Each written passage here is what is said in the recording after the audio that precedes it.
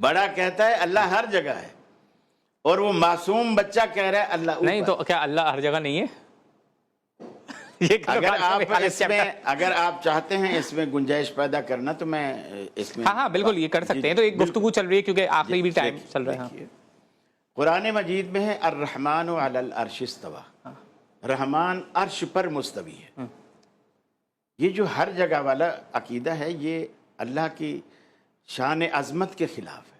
اچھا، اس لیے اب میں جہاں بیٹھا ہوا ہوں یہ بھی ایک جگہ ہے، جہاں میں نے جوتے رکھ رکھے یہ بھی ایک جگہ ہے، جہاں آپ بیٹھے ہیں اور آپ کے جوتے ہیں یہ بھی ایک جگہ ہے۔ ہر جگہ اللہ ہے کا کیا مطلب ہے؟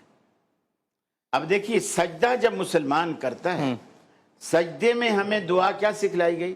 سبحان ربی الاعلیٰ، اے اللہ دیکھ میں کتنا نیچا ہوں اور تو مگر کتنا قاری صاحب یہ ہوا معکم اینما کنتم سورہ حدید کی آیت ہے، وہ اللہ تعالیٰ اپنے علم کے لحاظ سے، قدرت کے لحاظ سے، سمع بصر کے لحاظ اچھا سے قاری صاحب یہ اصل میں کہ اللہ ہمیں دیکھے۔ ابھی ہم بحث کر رہے ہیں اس مسئلے پر، اللہ تعالیٰ جان رہا ہے، پتہ ہے کہ ہم اس مسئلے پر بحث کر رہے ہیں۔ اللہ کی ذات عرش پر ہوتے ہوئے پوری کائنات کا ادراک رکھتی ہے۔ نہیں کیسے یہی تو اس کا کمال ہے۔ اگر میں اس روم کے اندر اسٹوڈیو میں آ کر میں بتاؤں کہ اس کمرے میں کیا کیا ہے تو میرا کوئی کمال نہیں۔ اگر میں اپنے گھر میں بیٹھے ہوئے بتاؤں تو پھر یہ کمال ہے۔ هو الاول هو الاخر هو الظاہر، بالکل ساری باتیں بجا، پہلے بھی وہی ہے آخر بھی، اس سے پہلے بھی کچھ نہیں، ظاہر بھی جو چیز ہے اس لیے کہ ظاہر بھی وہی ہے، باطن بھی وہی ہے، اسی کی وجہ سے ہیں ساری چیزیں اسی کی پھر وہ وجہ سے۔ دوسرے اس لیے دو لوگوں میں سے تیسرا ہوتا ہے، تیسرے میں چوتھا۔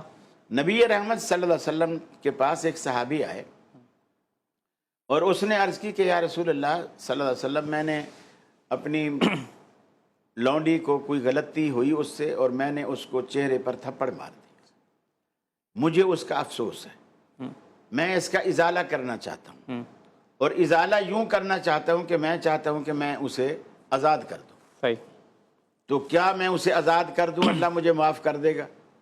آپ نے فرمایا اگر وہ مومنہ ہے تو اسے آزاد کر دیں۔ اس نے کہا یا رسول اللہ میں نے آج تک اس سے نہ پوچھا نہ بھانپا مومنہ ہے کہ نہیں۔ آپ نے فرمایا میرے پاس لے آ، مسند احمد کی روایت ہے یہ۔ جب رسول اللہ صلی اللہ علیہ وسلم کے پاس وہ لونڈی آئی تو آپ نے اس سے اس کا ایمان جانچنے کے لیے صرف 2 سوال کیے۔ پہلا سوال یہ کیا این اللہ، اللہ کہاں ہے؟ این اللہ، اللہ کہاں ہے؟ حدیث میں آتا ہے فاشارت الی السماء، اس نے آسمان کی طرف انگلی اٹھا دی، اور ایک روایت میں آتا ہے قالت فی السماء، اس نے کہا آسمانوں میں۔ آپ نے دوسرا سوال کیا من انا، میں کون ہوں؟ اس نے کہا انت رسول اللہ، آپ اللہ کے رسول ہیں۔ آپ نے فرمایا یہ مومنہ ہے، اسے آزاد کر دے۔ تو گویا اس کے ایمان جانچنے کے لیے بھی اللہ کے رسول نے 2 سوال کیے، ایک اپنے بارے میں ایک اللہ کے بارے میں۔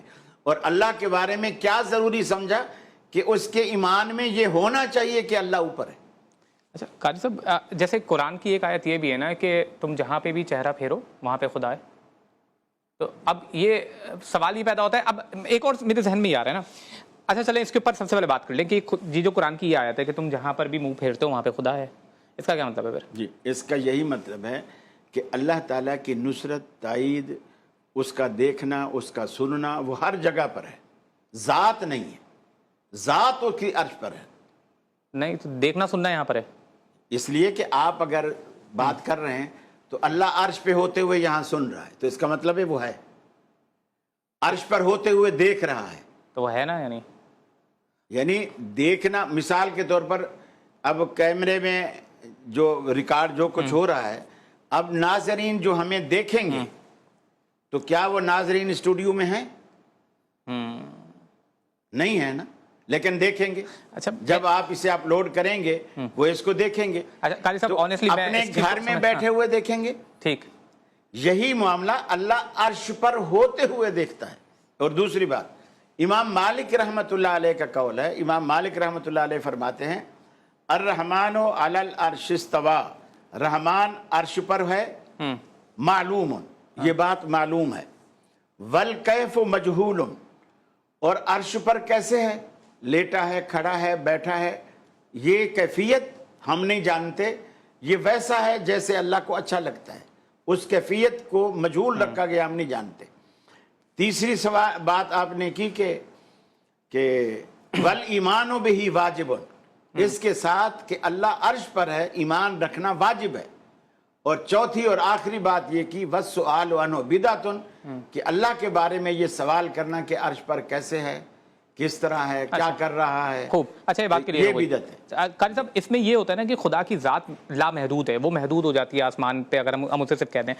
ہاں اس میں ایک یہ بھی پوائنٹ ہے کہ خدا عرش پر بھی ہے، خدا یہاں پر بھی ہے، مگر صرف یہ کہنا کہ صرف وہ وہیں پر ہے، تو پھر اس پہ بھی ظاہر سوال اٹھتا ہے۔ یہ جملہ کہ خدا کی ذات لامحدود ہے، یہ قرآن مجید میں کہیں بھی نہیں ہے، نہ حدیث میں ہے۔ عقل میں اللہ کا علم لامحدود ہے، صحیح، اللہ کی طاقت لامحدود ہے، صحیح، ہر چیز لامحدود ہے۔ ذات کو قیامت والے دن جو جنت کے اندر سب سے بڑا انعام اہل جنت کے لیے ہوگا، وہ کیا ہوگا؟ اللہ کی زیارت۔ جنت میں جو سب سے بڑا انعام اللہ تعالیٰ اہل جنت کو دے گا، وہ سب سے بڑا انعام کیا ہوگا؟ اللہ اپنی زیارت کروائے گا۔ اور جب اہل جنت اللہ کو دیکھیں گے، اللہ کو دیکھیں گے، تو جس کی ذات لامحدود ہو، نظر اس کا احاطہ نہیں کر سکتی اور اسے دیکھ بھی نہیں سکتا۔ اچھا جیسے یہ کہ اللہ دیکھیں گے تمہاری تب شہرت سے جب قریب وہ ہے، ہماری نظر کے دائرے میں آئے گا۔ اچھا اللہ تمہاری شہرت سے قریب ہے، بالکل قریب ہے، نحن اقرب الیہ من حبل الورید۔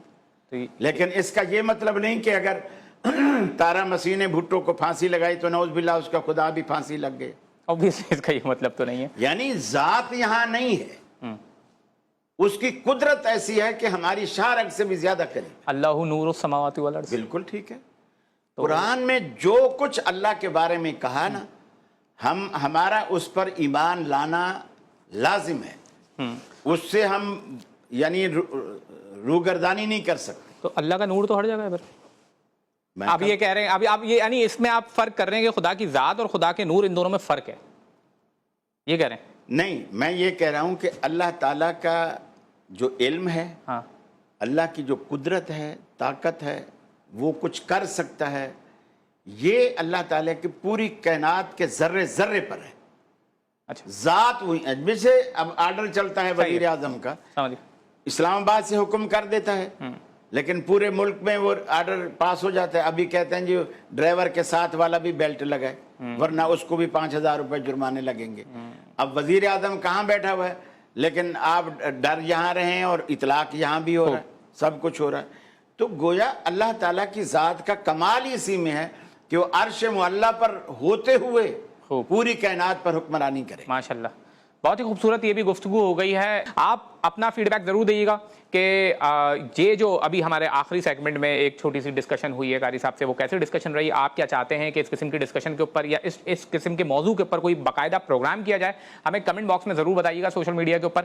اگر آپ کا فیڈ بیک اس حوالے سے رہے گا تو انشاءاللہ ایک موضوع باقاعدہ اس پورا پروگرام بات بھی میرا خیال ہے آپ کی طرف سے جانی چاہیے کہ اگر ہماری کسی گفتگو پہ آپ کو کوئی سوال ہو تو وہ فیڈ بیک میں آپ کو سوال بھی بھیجیں، ماشاءاللہ، تاکہ آخر میں اگر ہمارے پاس کوئی تھوڑا بہت 5-4 منٹ بچیں گے نا، وہ ہم ان سوالوں پہ گفتگو کر لیا کریں گے اور پروگرام بہت خوبصورت ہو